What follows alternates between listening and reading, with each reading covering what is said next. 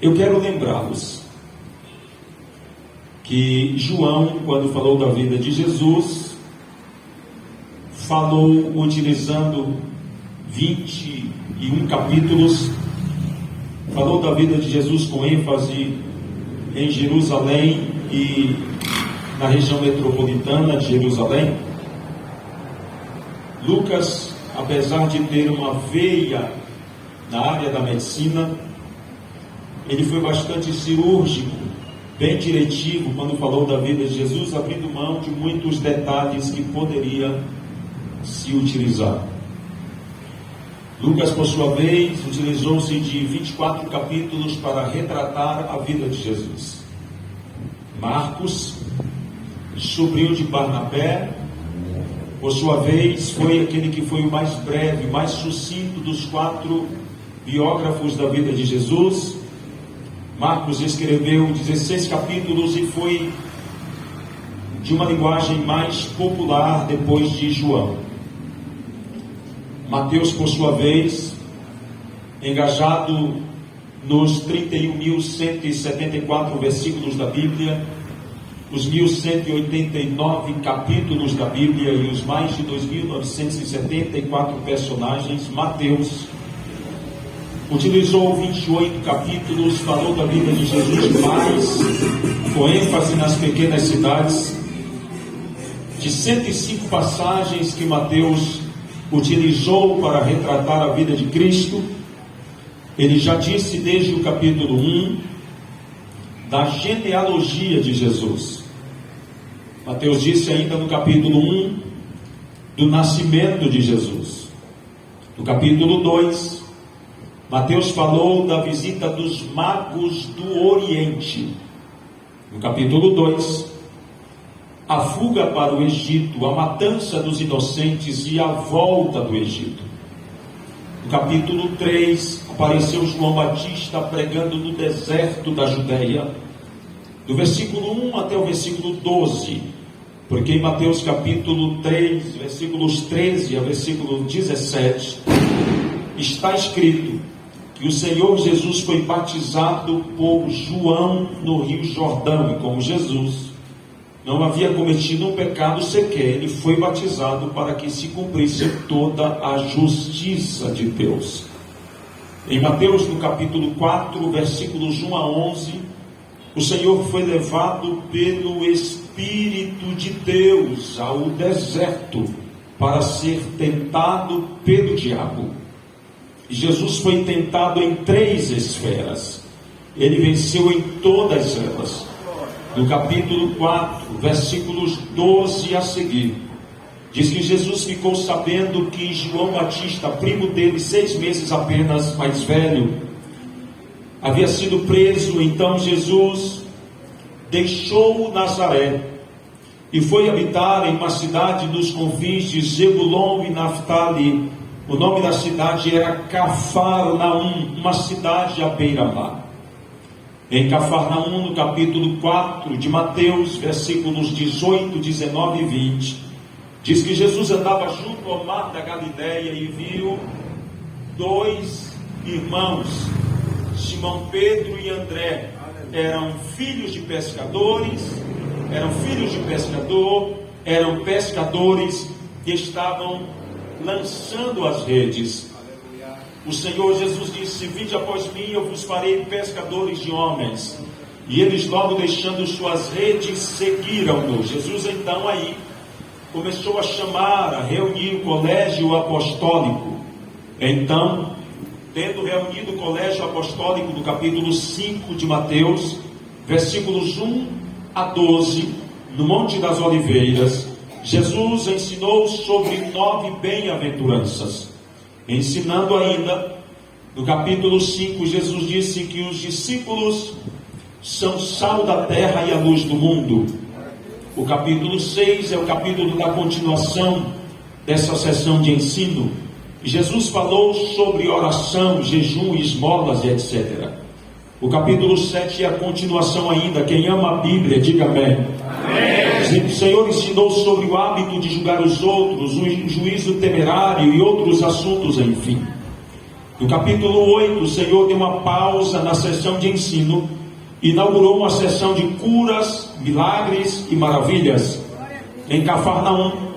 No capítulo 8, versículos 1 a 4, Jesus viu um homem prostrar-se ante seus próprios pés e declarar, dizendo: se o Senhor quiser, pode tornar-me limpo. E o Senhor Jesus disse: eu quero ser limpo. E o homem ficou curado na hora, para a glória de Deus. Ele era um leproso. Mas no capítulo 8, versículos 5 a 13, o Senhor Jesus recebeu um pedido de um centurião. Ele pediu a favor do servo dele. E o Senhor Jesus curou o servo do centurião à distância, através de uma só palavra. No capítulo 8, versículos 14 a 17, Jesus entrou na casa de Pedro para curar a sogra de Pedro, porque o Jesus que cuida do discípulo que ele chama é o mesmo Jesus que cuida da família do discípulo que fica. Em Mateus, no capítulo 9, Jesus estava na própria casa em Cafarnaum. 4 homens, amigos de um homem paralítico, não podendo entrar pela porta central da casa de Jesus, criaram acesso no telhado da casa, baixaram o paralítico. O homem que entrou pela tangente da fé saiu pela porta da casa de Jesus, curado e perdoado para a glória de Deus. No capítulo 10, Jesus enviou os 12 a uma missão. No capítulo 11, João Batista enviou 2 discípulos dele a Jesus. No capítulo 12, Jesus é o Senhor do sábado.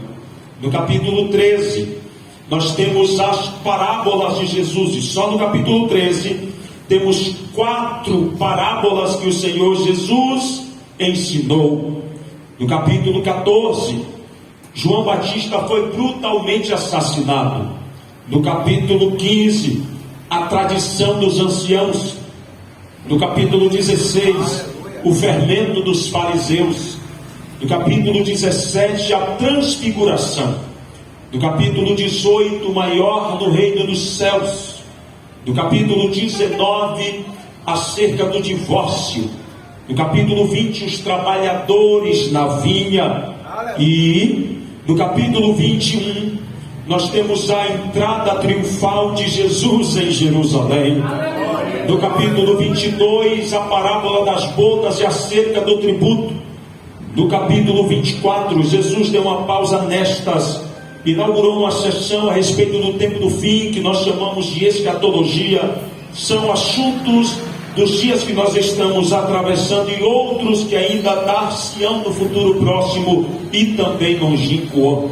Lá diz no capítulo 24, versículos 1 a 14, do princípio das dores, que é o período que nós estamos atravessando. No capítulo 25 é a continuação dessa mensagem, das mensagens a respeito do tempo do fim. E no capítulo 25, versículo 1 a 13, Jesus falou sobre a parábola das 10 virgens. 5 loucas, 5 prudentes, 5 preparadas, 5 despreparadas. As 10 tinham vestes, mas a metade estavam preparadas no ouvido, preparadas com azeite, preparadas nas vestes, preparadas para entrar. Aí a pregação para outro dia. No capítulo 26, o Senhor Jesus foi para 3 ambiências. Primeiro, ele foi para um jantar na aldeia de Marta e Maria. Segundo, ele foi para a última Páscoa e Santa Ceia. Terceiro, ele foi para o jardim do Getsemane. No Getsemane, Jesus fez 3 coisas: orou, chorou e suou sangue. Os discípulos fizeram uma coisa só: dormiram enquanto Jesus orava. O capítulo 26 também foi o capítulo que Pedro foi avisado que ia negar a Jesus. No mesmo capítulo, Pedro negou Jesus 3 vezes. No mesmo capítulo, Jesus foi preso.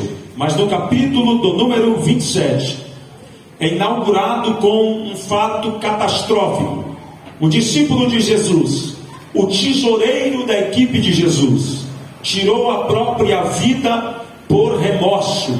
Qual é a diferença de arrependimento para remorso? É que quem tem remorso quer se ver livre do sentimento que o pecado causa. Quem se arrepende quer a libertação na base, quer transformação de verdade. E se você está entendendo, diga glória a Jesus, que eu estou pregando aqui. Capítulo 27. Após Judas ter entregue Jesus, e depois que ele tirou a própria vida, nos é inaugurado o capítulo 27, versículo 32, com a aparição de um Simão. Por que estou falando de um Simão? Porque a Bíblia fala sobre pelo menos 4 ou 5 homens com esse nome, Simão. E o Simão a que estou me referindo é o Simão Cireneu. Eu acredito, é pessoal isso, que o diabo talvez tenha pensado que Simão Pedro, andou com Jesus por 3 anos e meio aproximadamente, e que perto da crucificação abandonou Jesus e não teria Simão na crucificação. Anota, mas o Deus, que é o nosso Deus, não pega atalhos, porque tem caminhos de inteligência e de sabedoria. Vou repetir: Deus não pega atalhos, porque tem caminhos de inteligência e de sabedoria. Deus é providencial. Providenciou Simão, Simão Cireneu. E por que estou dizendo isso? É simples.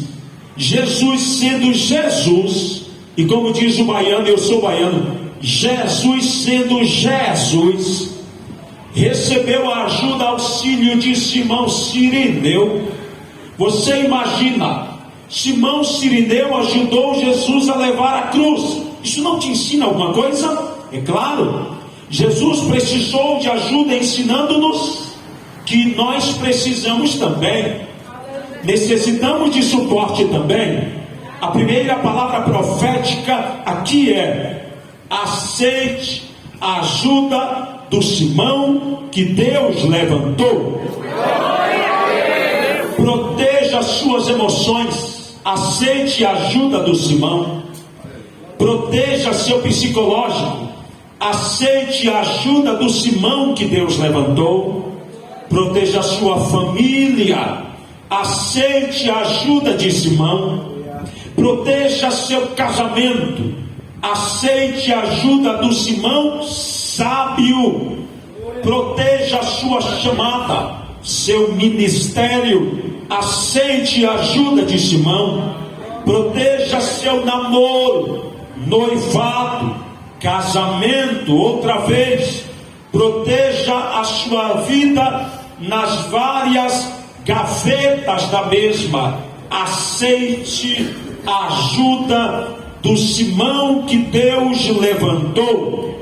Simão Cireneu ajudou Jesus a levar o patíbulo da cruz, a parte horizontal da cruz, a parte que o crucificado ficava com os braços abertos e pregados na cruz.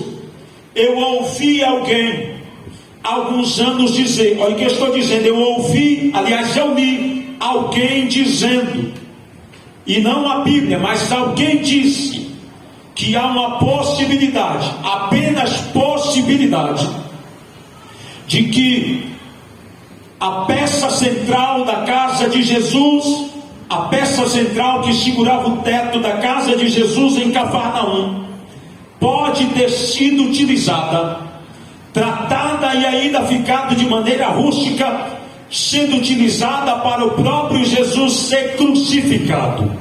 Eu não sei se isto é verdade, mas se porventura tiver sido verdade, olha que beleza de revelação.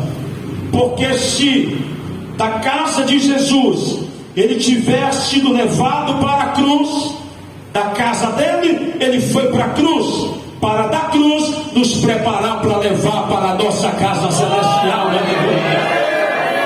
Então Jesus assumiu a cruz e ele então foi crucificado lá no alto do Monte Caveira, no Monte Gólgota, em uma cruz.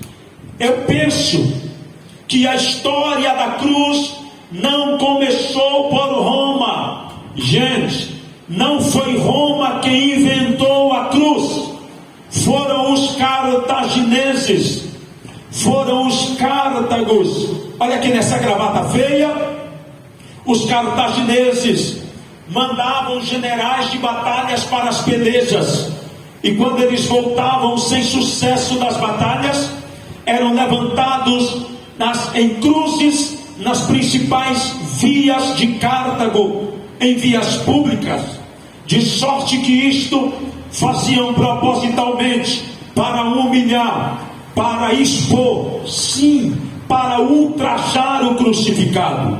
Roma possuía dezenas e centenas de ferramentas, de instrumentos de punição, mas achou interessante adotar o modelo de punição, utilizando a cruz, levando pessoas à morte, e morte de cruz, exatamente por isso, para expor, para humilhar, para ultrajar. Então, a cruz tem essa origem, mas a história cataloga-nos aproximadamente 120 tipos de cruzes.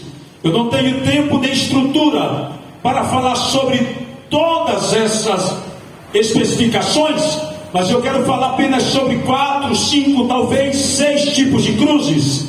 Primeiro, a cruz distorcida.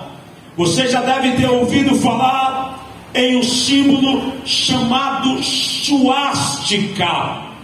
A suástica foi um símbolo utilizado por Hitler. A suástica foi um símbolo utilizado pelo nazismo. É apenas uma citação. Se você pegar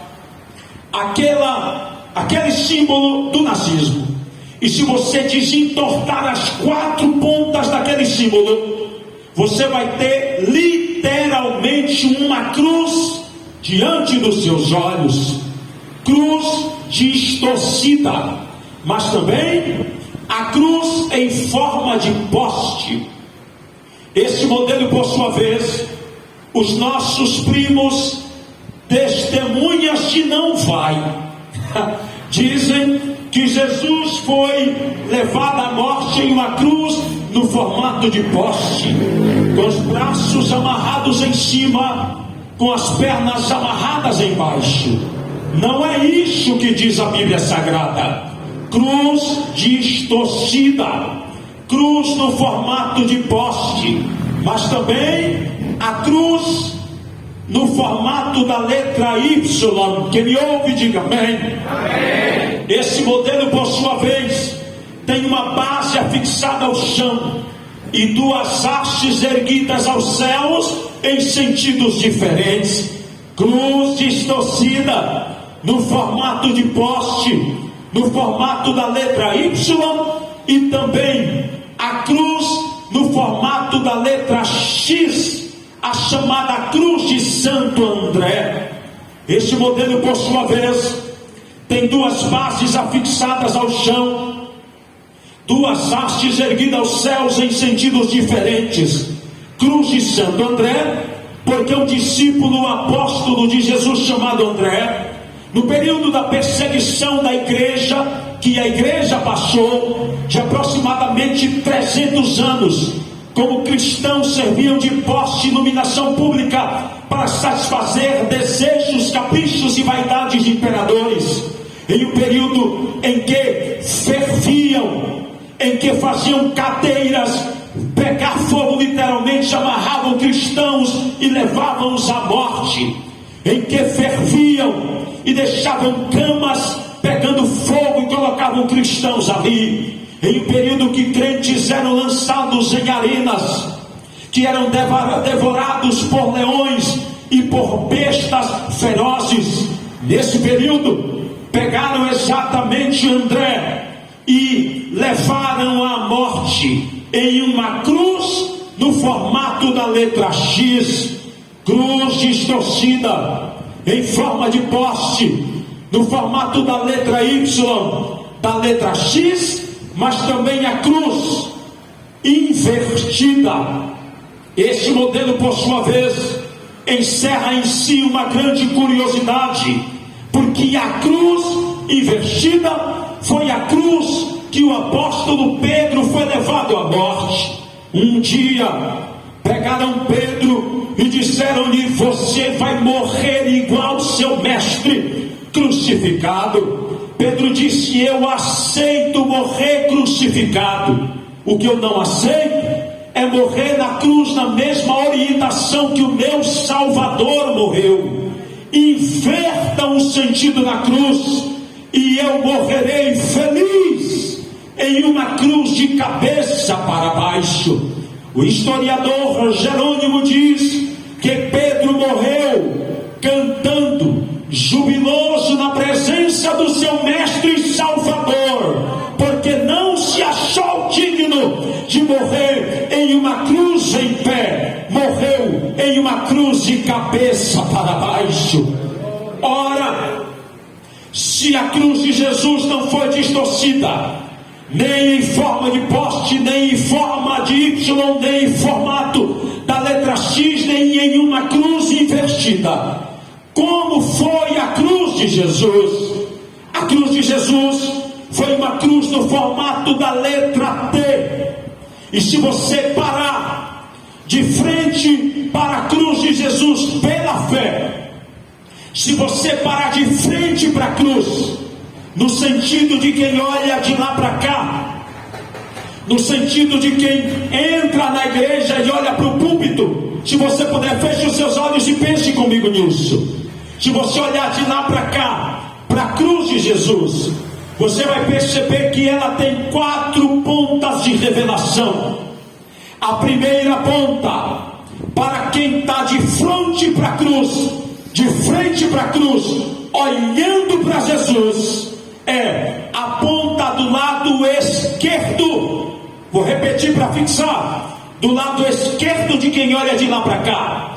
Essa primeira ponta, a ponta do lado esquerdo de quem olha de lá para cá, é a ponta que aponta para o início das coisas. Eu quero te lembrar que o mundo árabe, a maior parte do mundo árabe, lê e escreve da direita para a esquerda, mas quase todos nós seres humanos lemos e escrevemos da esquerda para a direita, no sentido progressivo da escrita e da leitura.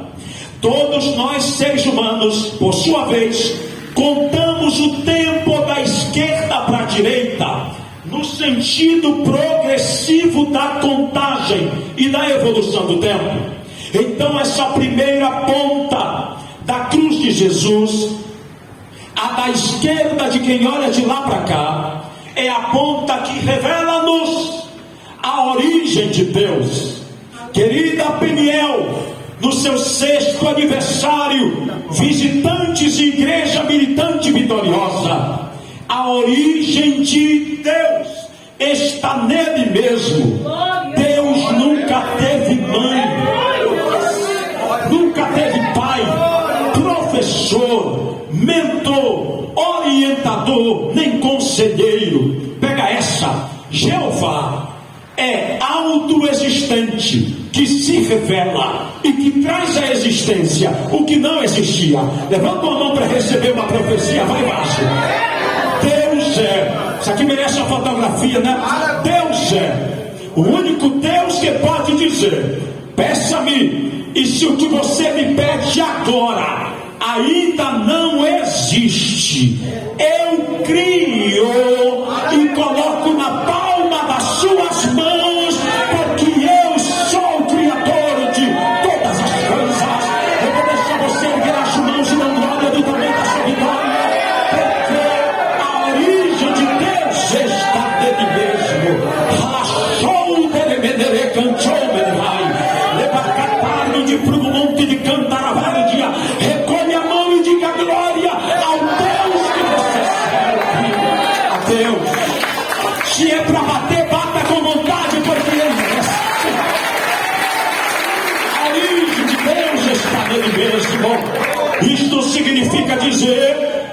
que a origem de Deus está nele mesmo, Deus é eterno. Diz comigo, Deus é eterno. Está marromeno, fale forte, nem que a chapa caia. É o método pedagógico. Diga, Deus é eterno.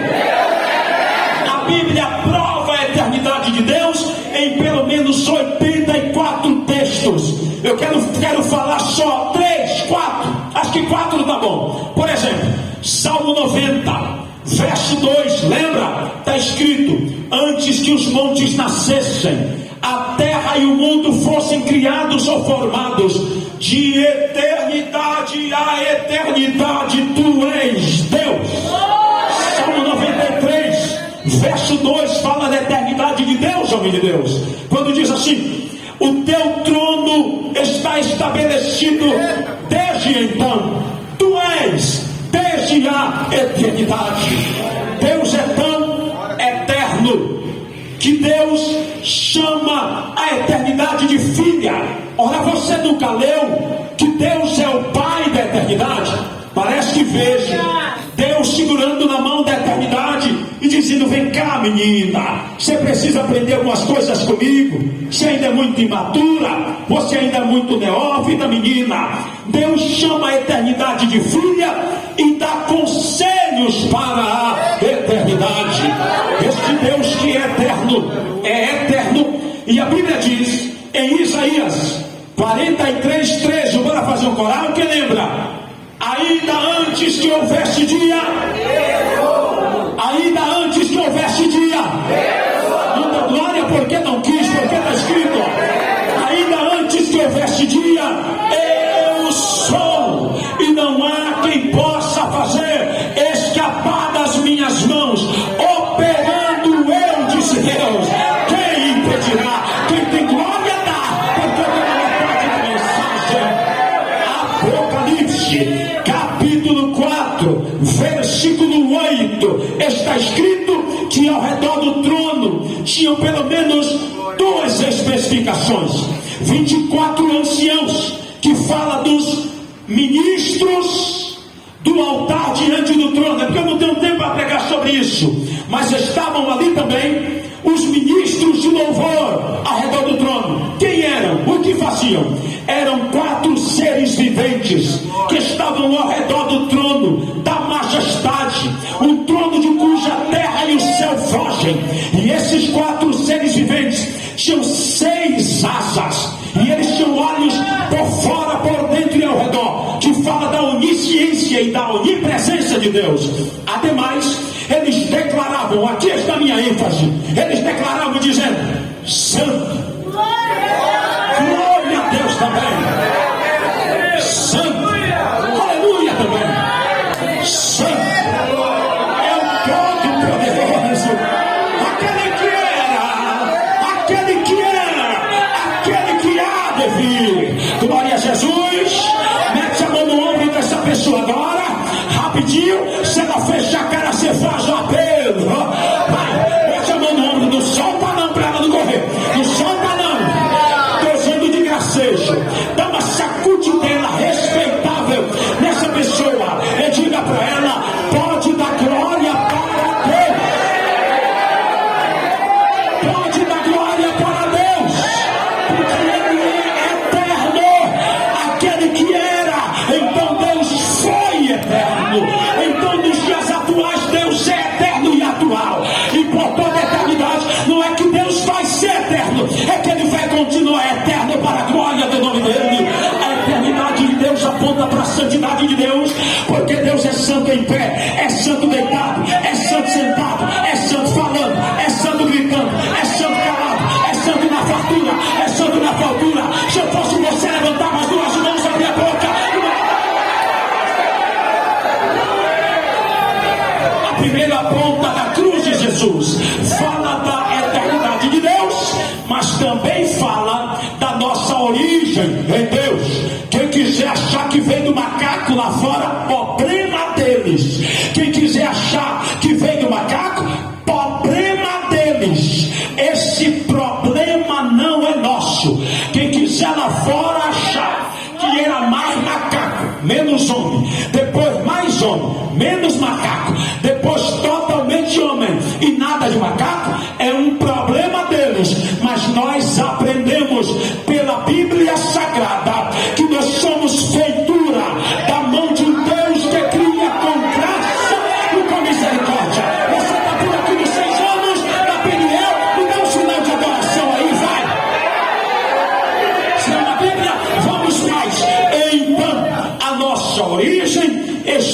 em Deus. Quer saber de uma coisa? Você pode até não gostar da cor da sua pele, mas eu te lembro, você é imagem e semelhança de papai.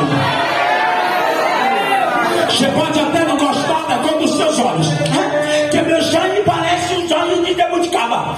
Porque meus olhos são os olhos verdes. Porque meus olhos acaramelados. Porque meus olhos são olhos semelhantes à cor do café. Porque meus olhos são azulados. Pode ser azulado, avermelhado, amarelado, pode ser marronzado, pode ser tudo que tem ado dentro, mas você é a imagem e semelhança de Deus que te ama. Você pode até não gostar do seu jeito, dos seus trejeitos, dos seus trejeitos, mas você é a imagem e semelhança de papai. Quantas imagens e semelhanças de Deus nós temos aqui? E para encerrar esse assunto já, quando Deus olha, hoje é quanto, querido pastor? Hoje é quanto? 18. Quando Deus olha na palma da mão dele, numa noite desta, o que ele vê não é o que você vê na palma da sua mão. Deus vê o seu nome guardado na palma da mão dele. Você é imagem e semelhança de Deus. Mas eu não vou deixar você dormir nem com dízimo e oferta, sabe? Eu vou falar tudo. Você vai olhar no rosto de alguém e vai dizer: e o mais bonito vem agora. Fala, se ela puder suportar. Fala, deixa eu ver quem tem coragem e agora. Diga para ela, sabe?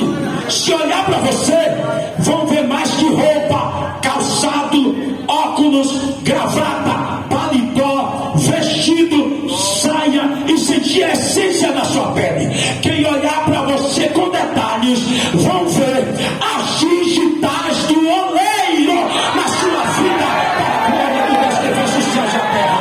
Eu estou todo arrepiado aqui. Vamos mais. Pois é, esta é a primeira ponta da cruz de Jesus. A segunda ponta é: a gente sai da esquerda e vai ligando para a direita. A segunda ponta da cruz de Jesus, a da direita de quem olha de lá para cá, é a ponta que aponta para o progresso. Eu vou mastigar aqui até você reagir. Aponta para o progresso, que aponta para a certeza de que as promessas de Deus estão de pé. A pergunta é: quem tem promessa? Quem tem promessa? Quem tem promessa? Quem tem promessa? Quem tem promessa? Quem tem promessa, bichinho? Quem tem promessa? Coleguinha, você tem promessa? Coleguinha, você tem promessa? Ou como diz o povo lá fora: ô bebê, você tem promessa, bebê? Você tem promessa, bebê? Ô coleguinha, ô vaso de honra, ô serva de Deus, ô ungido do Pai, ô servo do Senhor, você tem promessa? Pois é, tem uma fotografia, quem vem vendendo vem ficar. Ezequiel 47, ó, está escrito assim, ó: mediu 1000 côvados e disse: entra nas águas. E eu entrei, águas que davam nos tornozelos. Ou mediu mais 1000 côvados e disse: entra. E eu entrei, águas que davam nos joelhos. Mediu 1000 côvados e disse: entra. E eu entrei, águas que davam na cintura. Mediu 1000 côvados e disse: entra. E eu entrei, águas que davam no lombo. Mediu 1000 côvados e disse: entra. E eu entrei e não deu mais para andar. E eu tive que nadar, porque já não dava para andar. Jesus de Nazaré, você quer ouvir o que eu preciso pregar agora? Me dá um sinal de glória aí para Jesus, não! Vixe, papai do céu! Me segura, senão eu vou sair correndo aqui, viu, pastor? Glória a Jesus! Rapidinho, eu só vou pedir isso agora. Cada mão dessa pessoa, levanta a mão dela rápido. Glória, pega na mão dela, vai. Pega na mão dela.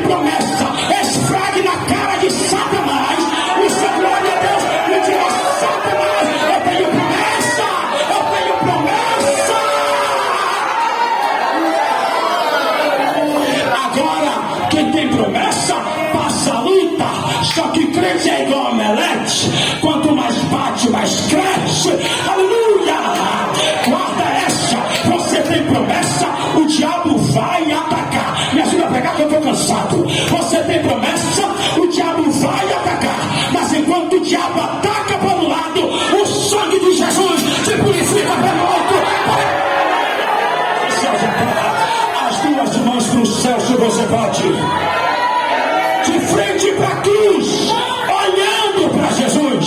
Isso aqui merece outra fotografia, não é verdade? Tu olha Jesus e diga comigo: a terceira ponta. Hoje está com medo de tio, mas vai voltar não. Diga: a terceira ponta. Ajude a pregar, olhe para baixo. Eita, que povo bonito. Olhe para baixo e diga: a ponta. Que aponta para baixo. Só basta quando eu pedir, hein? Se cansar, vai cansar todo mundo. Diga comigo: Provérbios 15, 24. O caminho do sábio é para cima, a fim de evitar o inferno que é embaixo. Abaixa a mão, não. Dmitry Azakov, pesquisador, fez uma pesquisa. Ele ateu e comprovou. Ele ouviu zoadas, colocou aparelhagens em profundidades absurdas, e ele ouviu zoadas, pessoas gritando, pedindo misericórdia, dizendo que estava queimando, querendo sair do lugar que ele disse que era um lugar de tormento. A Bíblia diz que o inferno aponta para baixo. A Bíblia diz que o inferno é insaciável. A Bíblia diz que é um lugar que o bicho não morre, que o fogo não apaga, é um lugar de condenação. Eu posso estar pregando para alguém afastado do Evangelho, alguém que não foi crente, e Jesus quer te livrar da condenação eterna. Mas para a igreja, eu tenho uma boa notícia agora que você vai pegar. Jesus trocou seu passaporte. Você e eu, nós íamos para o inferno, era sem fazer curva. Quer saber o que aconteceu? Quando a gente ia para o inferno, para o Zifa, sabe o que aconteceu? Jesus entrou na nossa história. Aleluia! Jesus entrou na nossa história. E o que aconteceu? Ele trocou o seu passaporte. Agora você não desce, agora o seu passaporte é para o céu.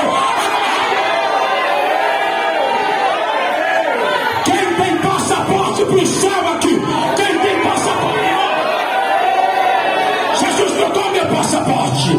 Até o ano de 97 eu ia para o inferno sem fazer curva. Amigo, era eu que vestia a saia da minha mãe para conversar com os demônios. Eu levava minha mãe possessa às águas correntes de uma praia lá de Ilhéus para conversar com os demônios e oferecer folhas para a Bárbara, flores para a Bárbara. Aí Jesus, que muda passaporte, chegou lá em casa, foi lá e salvou mamãe. Foi lá e salvou o papai. Foi lá, salvou minha irmã Léa. Foi lá e salvou minha irmã Pai. Foi lá e salvou meu irmão Cleiton. Foi lá e salvou meu pai que era alcoólatra. Aí eu estava lá, ele meteu um anzol no meu nariz e disse: minha casa, magrelo, eu vou salvar você também e fazer vaso de honra para a glória do meu nome. Vou começar a encerrar. Olhou para baixo, agora olha para cima. Aqui é gostoso. Isso aqui é gostoso. Olha para cima e bora fazer um coral. Diga comigo, Hebreus 11, 14, 13 ou 14. Diga comigo: confessaram. Estou começando a encerrar. Que eram estrangeiros e peregrinos. Obrigado. Bata a mão no seu peito e diga: eu. Pois vai forte mesmo. Diga: eu não sou daqui. Eu não sou de Tapetinga. Eu não sou de Tapetinga. Eu não sou da minha cidade. Eu não sou dessa região.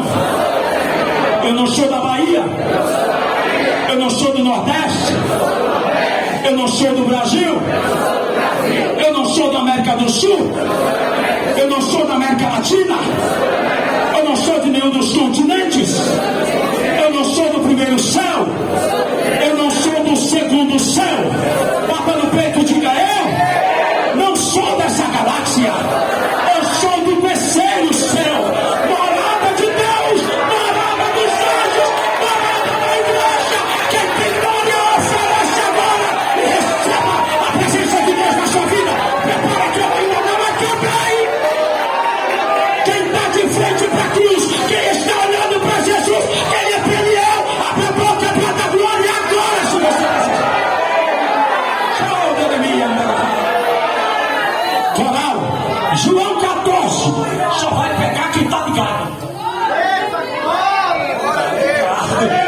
Só até o 6, porque eu estou meio cansado. João 14, bora. Olha lá para tu passar vergonha, hein? Até o 6. Já não se turbe o vosso coração. Creia em Deus, creia também em mim. Na casa de meu pai há muitas moradas. Se não fosse assim, eu vos teria dito: vou preparar-vos lugar. E quando eu for, eu vos preparar lugar, virei outra vez e vos levarei para mim mesmo, para que onde eu estiver, estejais vós também. E vós bem sabeis para onde vou, e conheceis o caminho. Verso 4, verso 5, Tomé disse: Senhor, nós não sabemos para onde vais, como nós saberemos o caminho? Verso 6, Jesus disse: Eu sou o caminho, a verdade e a vida, e ninguém vem ao Pai senão por mim. Diga glória a Jesus de Nazaré. É para lá que a gente vai. Segura a quarta ponta. Oh glória, aleluia, oh eita glória, eita papai, glórias a Deus, aleluia, aleluia. Oh pela mesmo papai, a boa notícia é essa: quem quiser ficar na terra fica, mas a igreja vai para o céu. A esperança do catolicismo é o purgatório, a esperança do espiritismo é a reencarnação, mas a esperança da igreja é o arrebatamento. Jesus vai voltar e vai arrebatar a noiva. Você tem uma mão para levantar? Pessoas ficam 2, 3 horas na frente da tela de um celular, de um computador. Pode ficar 1 hora na frente da palavra de Deus também. Diga comigo a primeira ponta, a do início, a segunda, a da promessa, a terceira, a ponta para o inferno, a quarta, a ponta para o céu. Diga, mas o mais importante não são as 4 pontas. O mais importante é quem estava no centro da cruz, Jesus de Nazaré. Ele morreu.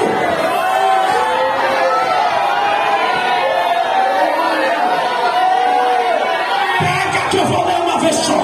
Eu podia citar, mas ele não está morto. Mateus 28:6.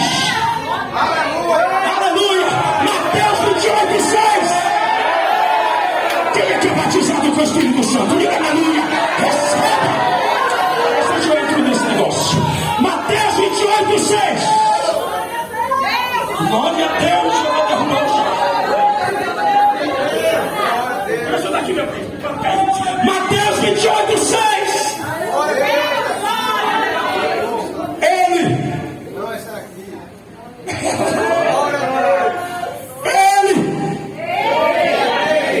não está aqui, porque já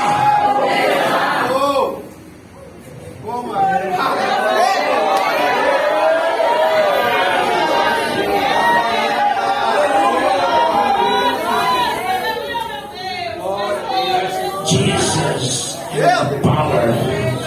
Ele não está aqui, porque já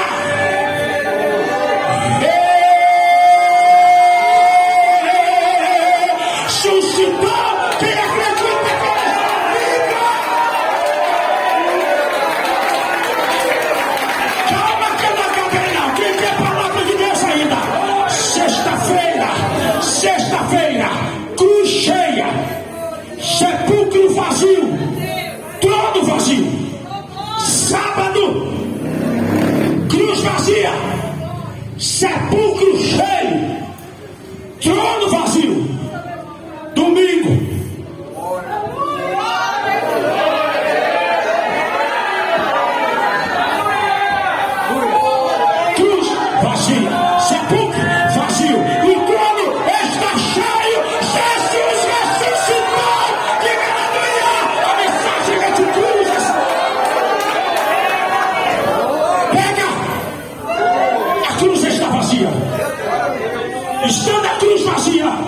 É bom dizer que a gente não ama a cruz. Cruz é sinal de punição. A gente ama a mensagem da cruz, que é elemento de salvação. Sexta-feira, tristeza, morte. Domingo, ressurreição e vida. Eu não te ofereço carro, não te ofereço casa, não te ofereço dinheiro, não te ofereço melhoramento de vida. Eu te ofereço nessa noite a mensagem da cruz, que tem poder para salvar todos os pecadores. Todas as vezes que você quiser perder a esperança, olhe para a cruz.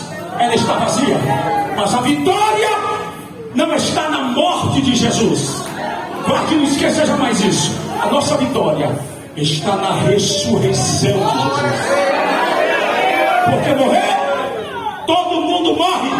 Eu morro, tu morre, nós morremos, todo mundo morre mesmo. Acontece que Jesus ressuscitou. Em Marcos 5:21, a filha de Jairo, ela voltou a morrer. Aquilo foi um ressuscitamento. Em Lucas 7:11, Jesus ressuscitou o filho da viúva de Naim, o menino moço, o jovem, voltou a morrer. Em João 11, Jesus ressuscitou o amigo Lázaro, voltou a morrer. Mas Jesus é o primeiro, no meio dos mortos, que morreu. Ressuscitou. Glória a Deus também, papai. Jesus morreu, ressuscitou, mas não voltou a morrer. Você vai dar glória a Jesus, eu vou ficar olhando para mim. Isso significa dizer, e eu encerro agora, que Jesus está vivo para sempre e que no céu você não vai precisar tomar mais remédio controlado. Significa dizer que no céu todas as aflições vão passar. E por último, significa que no céu você não vai precisar sepultar mais ninguém. Talvez você não saiba ou esqueceu. Na pandemia, mais de 666 mil pessoas, até onde eu contei, morreram por causa desse vírus mundial. Na Bahia, mais de 29 mil pessoas pelo mesmo motivo. No mundo, pelo menos 5 milhões de pessoas morreram por causa desse vírus. Em 2021, eu passei por esse vírus. Eu fui infectado. Minha esposa também. Meus 2 filhos também. Eu perdi 2 tias. Eu perdi uma prima. Da convenção de pastores que eu faço parte, perdemos, aos olhos humanos, né? Porque estão no céu, 60 pastores que passaram para a eternidade.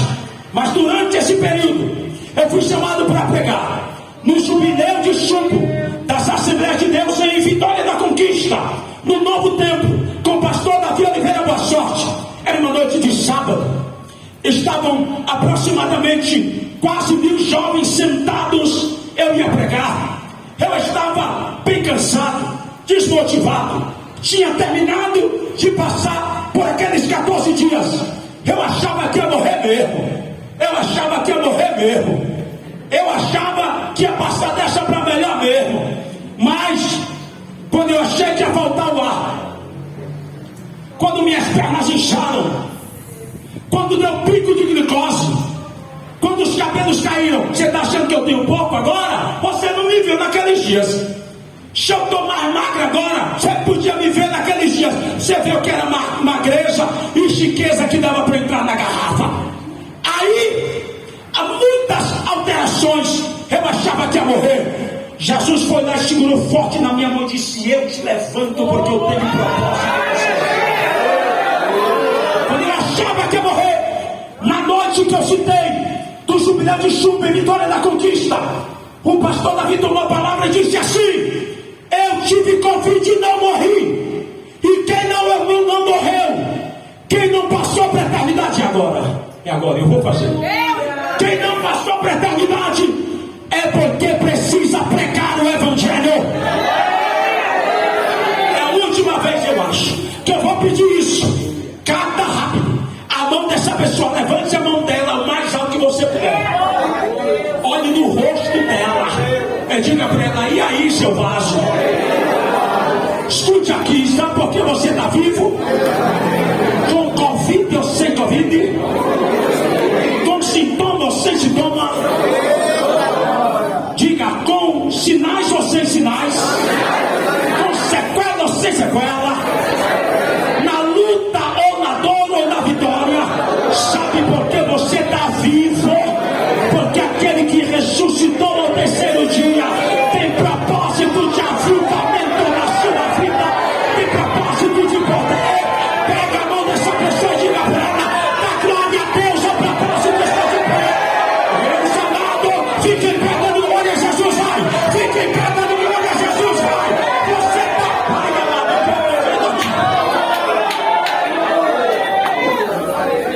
escute, estou vendo um arco-íris no meio dessa igreja. Há uma aliança de Deus com esse povo aqui. O diabo não vai te roubar da mão de Deus. O diabo não vai te vencer. Maior é o que está contigo do que aquilo lá, papai. Escute, eu tenho 3 fotografias para a gente começar a encerrar. Primeiro, quem aqui é batizado com o Espírito Santo, levante as 2 mãos para o céu. Uma desses pregadores é falha, levante, não sei o quê. Aleluia, glória a Deus, Jesus salva a gente. As 2 mãos para os céus, quem é batizado com o Espírito Santo? Levante mesmo sem medo, levante mesmo sem medo. Receba. Sem a minha participação. Se você quiser dar lugar, porque onde o Espírito de Deus está, aí a liberdade. E se você quiser receber, se você crê que puder dar lugar, mas já está recebendo, o anjo da igreja já está recebendo.